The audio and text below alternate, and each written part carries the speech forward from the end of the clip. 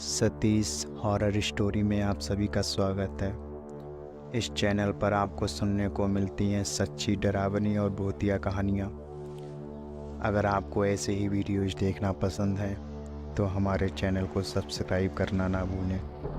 तो हेडफोन लगाएं, कमरे की लाइट्स ऑफ करें और हमारी कहानी को अपनी आँखों के सामने इमेजिन करके सुनें। आपको बहुत मज़ा आएगा। तो चलिए दोस्तों, बढ़ते हैं आज की कहानी की ओर।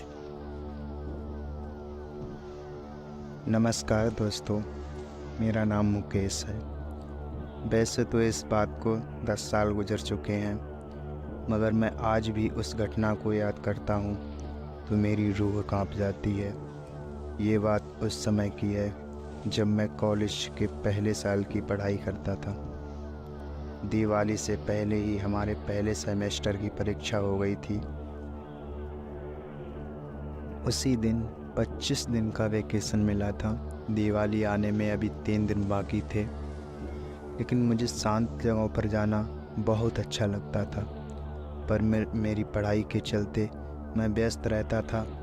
पर इस बार मैंने सोच लिया था कि इस बार मैं अपने मामा के गांव जाऊंगा। मैं 3 साल से वहाँ गया भी नहीं था, तो इस बार मैंने पक्का जाने का मन बना लिया था। पापा काम में व्यस्त होने की वजह से वहाँ जाने को मना भी कर रहे थे, तो माँ ने भी जाने से मना कर दिया। अब मुझे अकेले ही जाना था। पापा ने रेल रिजर्वेशन टिकट करवा दी थी। रेल का सफ़र तब और भी ज़्यादा बेहतरीन हो जाता है जब आप अपने गांव जाने को निकलें। शहर के शोर शराबे से दूर अगर कहीं हमें सुकून मिलता है तो वो हमें गांव ही दे पाता है।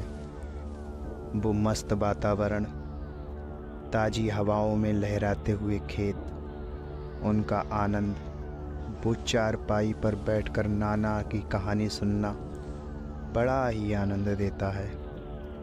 रात में यही सब सोचते हुए कब पूरी रात गुजर गई पता ही नहीं चला। सुबह के 9:45 पर रंगेर स्टेशन पर मैं उतरा। रंगेर वहाँ का एक बड़ा ही तालुका था जहाँ मेरे मामा मुझे लेने आ रहे थे। वहीं स्टेशन के बाहर मस्त चाय समोसे का आनंद उठाकर हम टुक टुक में बैठकर हमारे गांव सुतुर जाने निकले, जो कि यहाँ से करीब 30 किलोमीटर दूर था। घने जंगलों के रास्ते से होकर हम अपने गांव जा रहे थे। नाना नानी ने बड़े ही प्यार से हमारा स्वागत किया। फिर मस्त चूल्हे पर बना स्वादिष्ट भोजन खाकर मस्त लेट गए। शाम को मेरा दोस्त रंगा मुझसे मिलने आया, जो कि मेरी ही उम्र का था। रंगा कहने लगा, अरे मुकेश, कैसे हो? आज कई साल बाद यहाँ आए हो। मैंने कहा, ठीक हूँ, तुम सुनाओ? रंगा बोला, बस कट रही है। सुबह जल्दी उठकर भैंस का दूध निकालो, दोपहर में खेत जोतो, और कोई काम बिगड़े तो बापू की गालियाँ सुनो। बस यही ज़िंदगी रह गई है। मैं बोला, अरे यार, गांव तो फिर भी ठीक है, यहाँ सुकून तो है, वरना शहर में तो जीना मतलब रेस में लगे रहो। बस टेक्नोलॉजी का आदमी पर ऐसा कंट्रोल हो गया है कि आपस में मिलने से अच्छा उस मोबाइल पर मिलाप कर लेते हैं। गाड़ियों का तो भंडार लगा हुआ है, प्रदूषण हमें खा रहा है और हम प्रदूषण को खा रहा है। बस यही लगा पड़ा है।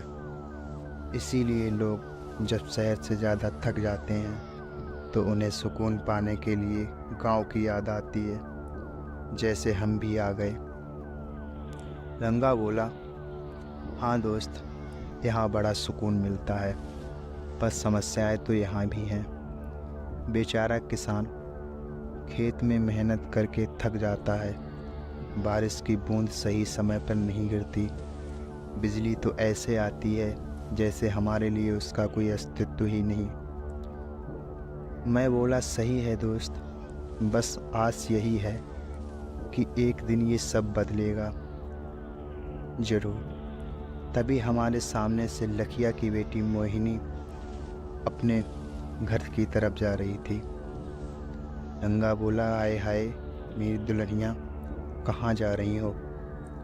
तभी मोहिनी बोली टेढ़ा मुंह करते हुए, गोबर लेने जा रही हूँ। तुम खाओगी क्या मकड़े?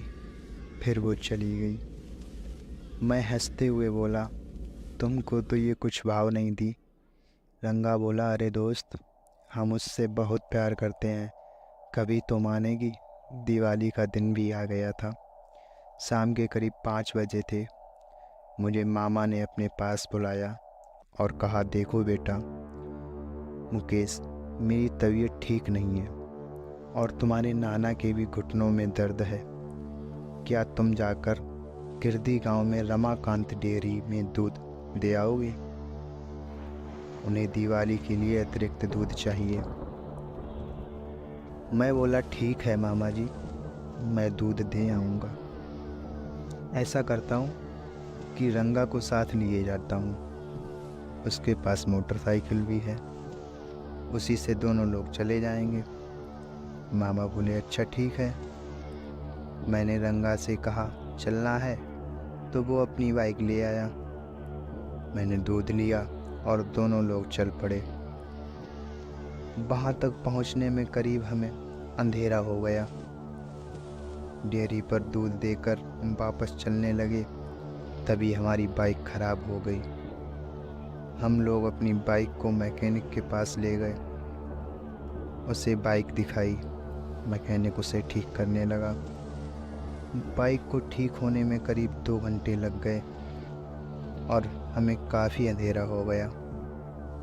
अब हम लोग वहाँ से चले तो हमने सोचा कि हमारा गांव 30 किलोमीटर है, वो भी रास्ता टूटा हुआ है, कि क्यों ना कोई शॉर्टकट रास्ता चुने। तो रंगा ने बताया कि रास्ता तो है, उससे हम आधे समय में ही पहुंच जाएंगे, मगर वह रास्ता जंगल के बीचों बीच से निकला है। रात हो गई है, इसलिए हमें उस रास्ते से नहीं जाना चाहिए। पर मैं नहीं माना और रंगा को बोल दिया कि उसी रास्ते से चलो। उसने मना भी किया, पर मेरी जिद के आगे उसे बाइक मोड़नी ही पड़ी। जब हम उस रास्ते पर चलने लगे तो वो रास्ता हमें घने अंधेरे जंगल की ओर ले जाने लगा।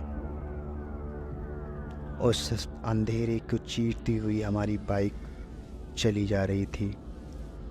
अचानक हमने देखा कि आगे साइड में एक साया सफ़ेद खड़ा हुआ है। हम लोग डर गए और बाइक रोक दी। रंगा कहने लगा, अरे यार, मना किया कि आज अमावस की रात इस रास्ते से मत चल, मगर तू नहीं माना। अब देख आगे क्या है। हम लोग डरते हुए उस साए की तरफ बढ़ने लगे, लेकिन जब हमने पास जाकर देखा तो वह एक खेत की रखवाली करने वाला पुतला था।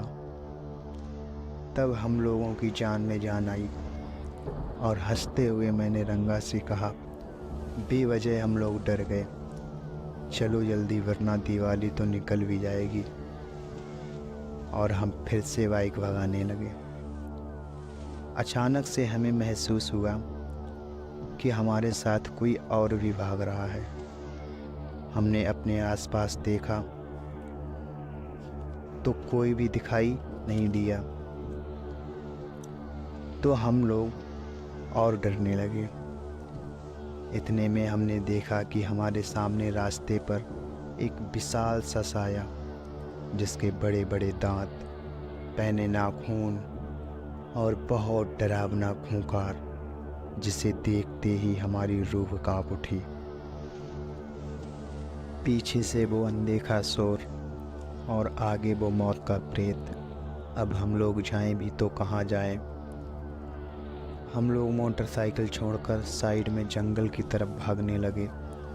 हम जितनी तेज भाग सकते थे भागे, फिर भी उस शैतान ने हमारा पीछा नहीं छोड़ा और उसने अपने लंबे हाथ बढ़ाकर जैसे ही हम लोगों को पकड़ना चाहा क्या, पकड़ ही लिया और उठाया, लेके चलने लगा।